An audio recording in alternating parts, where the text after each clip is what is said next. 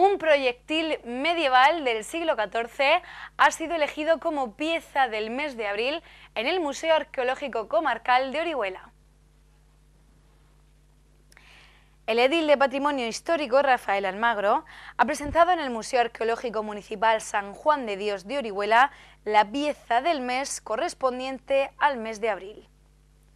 La pieza elegida en esta ocasión es un proyectil de piedra caliza tallada del siglo XIV, encontrado en las excavaciones arqueológicas de la Plaza de la Soledad, utilizado durante uno de los asedios de la ciudad durante la Baja Edad Media, probablemente durante la Guerra de los Dos Pedros entre 1356 y 1369. Orihuela ya sufrió este tipo de bombardeos, asedios a su ciudad, ya desde la época de Teodomiro, pasando luego por Jaime I durante la represión de la insurgencia mudéjar, o durante la Guerra de los Dos Pedros, que más o menos es la fecha en la que podemos datar este proyectil de piedra caliza de muchísimo peso, posiblemente más de 100 kilos de peso, de forma redondeada. Podía evidentemente haber sido de cualquier otra forma, una burda piedra cogida, puesta a la catapulta y lanzada para su misión, que era romper murallas o hacer destrozos, pero bueno, además el darle esta forma esférica, pues lógicamente producía una mayor puntería para el objetivo que se pretendía alcanzar. Y bien, como digo, era utilizada para los asedios que sufrió concretamente la ciudad de Orihuela. La forma redondeada de este proyectil planteaba una mayor puntería para el objetivo que se pretendía alcanzar, que era romper murallas y producir destrozos al ejército enemigo.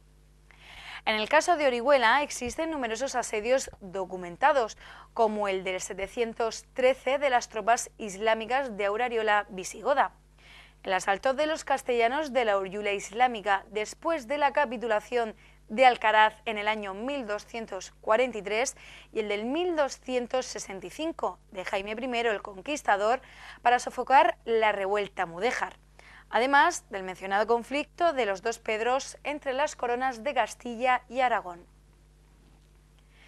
El asedio a las ciudades en la época medieval implicaba la instalación de un campamento y el uso de máquinas de asedio características, como arietes o catapultas, ya sean de torsión o de tracción y contrapeso. Estas catapultas contaban con una estructura de madera y una viga basculante en su zona superior sujeta por un eje. En uno de sus extremos se colocaba una honda y desde el otro se producía una tracción por medio de un gran contrapeso que permitía el lanzamiento del proyectil a grandes distancias. Estamos hablando de proyectiles preartilleros, entre comillas, relacionado con el asedio de ciudades. Este tipo de armamento de asedio ya lo inventaron los chinos y se conocen en época grecolatina. Había dos tipos de catapultas, el tipo balista, que era una especie de arco gigante, que es el que más se conoce en el mundo romano, y el tipo de tensión, que es toda una familia, que son las catapultas que tiran proyectiles esféricos. Entonces, dependiendo del calibre del proyectil que se quería tirar, eran de mayor o menor tamaño o eran con contrapeso, etc. Había una serie de tipologías. Entonces, Mari Carmen nos va a explicar más detalladamente con respecto al proyectil que tenemos hoy como pieza del mes. Se han localizado proyectiles de este tipo en varias excavaciones arqueológicas de Orihuela con un peso comprendido entre los 30 y 70 kilogramos.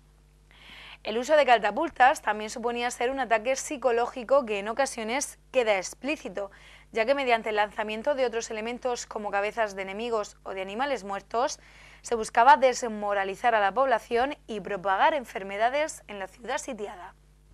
Lo interesante, bueno, es para qué sirve una catapulta, ¿no? Forma parte de la catapulta, es un proyectil, ¿no? Es un arma que se utilizaba para lanzar objetos pesados a largas distancias, y este es el proyectil que se utilizaba, que son esas piedras más o menos redondeadas, talladas en piedra caliza.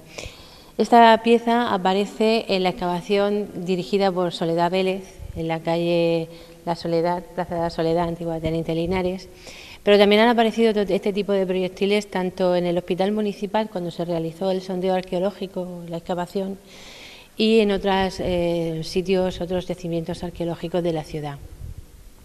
Esto nos complementa, este tipo de piezas arqueológicas, la información que tenemos del significado del recinto amurallado de la ciudad de Orihuela, ¿no?